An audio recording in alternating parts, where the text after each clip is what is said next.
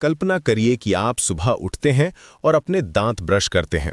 Toothpaste में calcium carbonate है, brush में प्लास्टिक है जो पेट्रोलियम से बना है, और नल का पानी तांबे की पाइप से आता है। अभी तक आपने 3 अलग अलग मिनरल्स का इस्तेमाल कर लिया है और दिन अभी शुरू ही हुआ है। फिर आप अपने मोबाइल फोन को देखते हैं, इसमें रेयर अर्थ एलिमेंट्स हैं। आपकी कार में स्टील और एल्यूमिनियम है।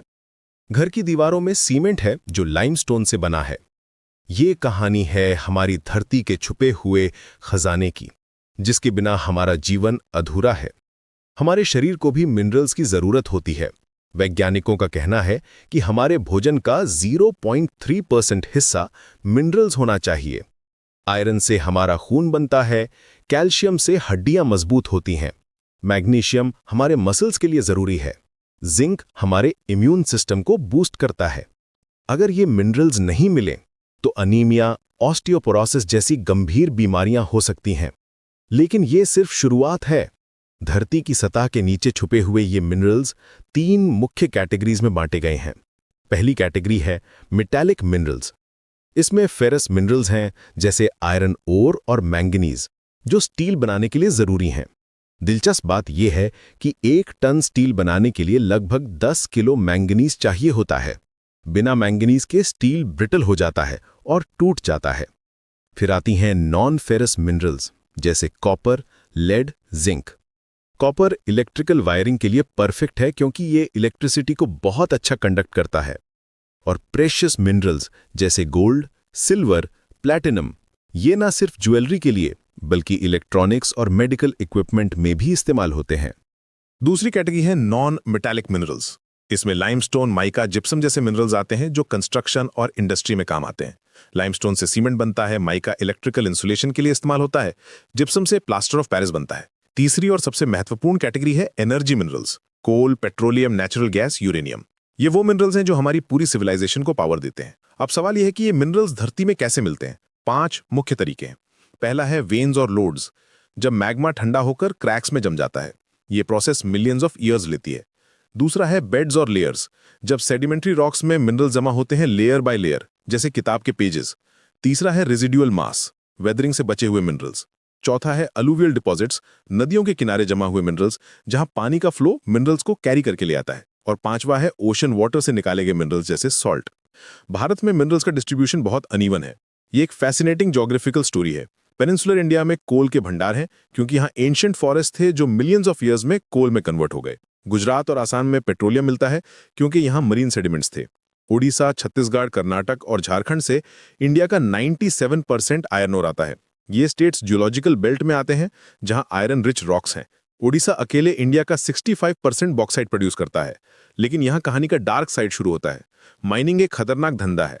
रैट होल माइनिंग में छोटे बच्चों को संकरी सुरंगों में भेजा जाता है क्योंकि वो छोटे होते हैं और टाइट स्पेसेस में फिट हो जाते हैं। ये प्रैक्टिस हार्ट ब्रेकिंग है। माइनर्स को पल्मोनरी डिजीज होती हैं, सिलिकोसिस जैसी बीमारियां उनकी जान ले लेती हैं। कोल डस्ट उनके लंग्स में जमा हो जाता है और ब्रीदिंग प्रॉब्लम्स पैदा करता है। एनवायरनमेंट का भी भारी नुकसान होता है। फॉरेस्ट्स कट हो जाते हैं, वाटर बॉडीज पोल्यूट हो जाते हैं, एयर क्वालिटी डिटेरियोरेट हो जाती है। नेशनल ग्रीन ट्रिब्यूनल ने कई माइनिंग एक्टिविटीज को इलीगल करार दिया। सबसे बड़ी समस्या ये है कि मिनरल्स फाइनाइट हैं। ये नॉन रिन्यूएबल रिसोर्सेज हैं। अर्थ क्रस्ट में वर्केबल मिनरल डिपॉजिट्स सिर्फ 1% हैं। जैसे जैसे ये खत्म होते जा रहे हैं, इनकी कीमतें बढ़ती जा रही हैं। हाई ग्रेड ओर्स पहले ही एग्जॉस्ट हो चुके हैं। अब लो ग्रेड ओर्स को प्रोसेस करना पड़ता है जो एक्सपेंसिव है। कॉन्जर्वेशन की अर्जेंट जरूरत है। रिसाइकलिंग, सस्टेनेबल यूज और टेक्नोलॉजिकल इंप्रूवमेंट्स के जरिए हम इन प्रेशियस रिसोर्सेज को बचा सकते हैं। एनर्जी रिसोर्सेज की कहानी भी उतनी ही दिलचस्प है। ये 2 कैटेगरीज में बटे हैं, कन्वेंशनल और non conventional. Conventional energy sources में कोल, पेट्रोलियम, नेचुरल गैस और इलेक्ट्रिसिटी आते हैं। कोल 2 टाइप्स का होता है, गोंडवाना कोल जो 200 मिलियन ईयर्स पुराना है और टर्शियरी कोल जो 55 मिलियन ईयर्स पुराना है। गोंडवाना कोल सुपीरियर क्वालिटी का होता है और ज़्यादा हीट देता है। कोल बल्की मटीरियल होता है, इसलिए इसे ट्रांसपोर्ट करना महंगा होता है। कोल माइंस से पावर प्लांट्स तक स्पेशल रेलवे लाइंस बनाने पड़ते हैं। पेट्रोलियम लिक्विड गोल्ड कहलाता है क्योंकि ये इनक्रेडिबली वैल्यूएबल है। इंडिया में Hazira Vijapur Jagdishpur natural gas pipeline 1700 kilometre लंबी है और ये एक इंजीनियरिंग मार्वल है। इलेक्ट्रिसिटी जनरेशन दो तरीकों से होती है, हाइड्रो इलेक्ट्रिसिटी जो रिन्यूएबल है और रिवर्स के फ्लो से बनती है, और थर्मल इलेक्ट्रिसिटी जो फॉसिल फ्यूल से बनती है। नॉन कन्वेंशनल एनर्जी सोर्सेज में nuclear energy, solar energy, wind energy, biogas, tidal energy और जियोथर्मल एनर्जी आती हैं। ये इको फ्रेंडली है और रिन्यूएबल हैं। सोलर पैनल्स की एफिशिएंसी लगातार बढ़ रही है, विंड टर्बाइन्स ज्यादा एफिशिएंट हो रहे हैं। रूरल इंडिया में 70% एनर्जी रिक्वायरमेंट्स फायरवुड और कैटल डंग केक से पूरी होती हैं, जो ट्रेडिशनल मेथड्स हैं। पर कैपिटा इलेक्ट्रिसिटी कंजम्पशन को डेवलपमेंट का इंडेक्स माना जाता है।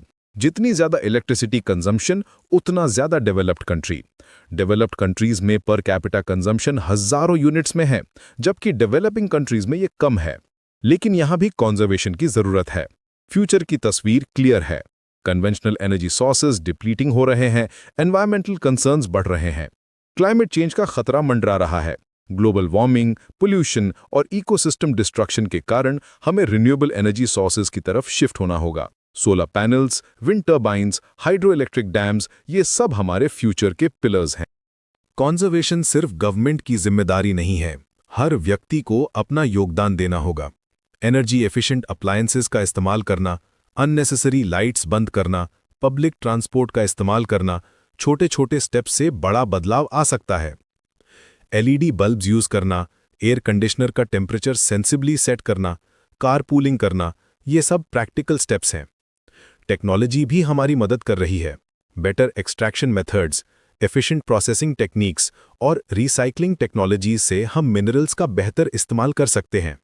आर्टिफिशियल इंटेलिजेंस और मशीन लर्निंग से माइनिंग ऑपरेशंस को सेफर और एफिशिएंट बनाया जा सकता है। ऑटोमेशन से ह्यूमन रिस्क कम हो सकता है। ये कहानी एक इंपॉर्टेंट मैसेज के साथ खत्म होती है। Energy saved is energy produced. Her unit energy जो हम बचाते हैं वो एक यूनिट एनर्जी प्रोड्यूस करने के बराबर है। ये सिर्फ एक स्लोगन नहीं है, बल्कि सस्टेनेबल डेवलपमेंट का मूल मंत्र है।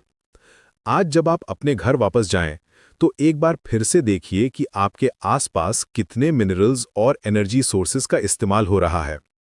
हर चीज एक स्टोरी कहती है, धरती के गर्भ से निकली रिसोर्सेज की, ह्यूमन इंजेन्युइटी की और सस्टेनेबल फ्यूचर की जरूरत की। ये है हमारी मिनरल्स और एनर्जी रिसोर्सेज की कंप्लीट कहानी। एक ऐसी कहानी जो हमारे पास्ट, प्रेजेंट और फ्यूचर को जोड़ती है और हमें याद दिलाती है कि हम इस प्लैनेट के कस्टोडियंस हैं, ओनर्स नहीं। हमारी जिम्मेदारी है कि हम इन प्रेशियस रिसोर्सेज का वाइज यूज करें और आने वाली जनरेशंस के लिए इन्हें प्रिजर्व करें।